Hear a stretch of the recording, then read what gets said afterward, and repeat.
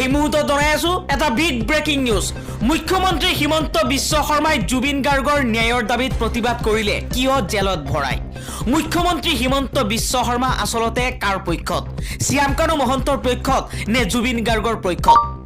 এবাৰ প্ৰশ্ন কৰিছে কৃষক মুক্তি সংগ্ৰাম সমিতিৰ নেতা আকাশ দলে।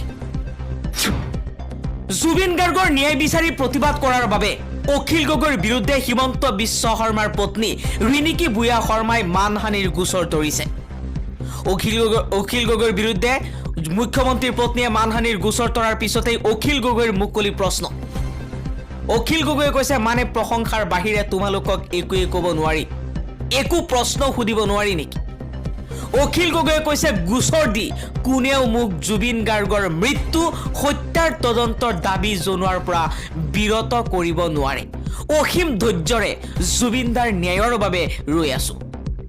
লগতে অখিল গগৈয়ে কৈছে, মোক ছিংগাপুৰলৈ ফাৰ্ষ্ট ক্লাছ ফ্লাইট টিকট আৰু 5 ষ্টাৰ হোটেলৰ চিট দিয়াতকৈ তদন্তকাৰী সংস্থাক জুবিনদাৰ তদন্তৰ বাবে ছিংগাপুৰলৈ যাবলৈ নিৰ্দেশনা দিবলৈ এবাৰ আপোনাৰ পতি দেৱতাক কওকচোন।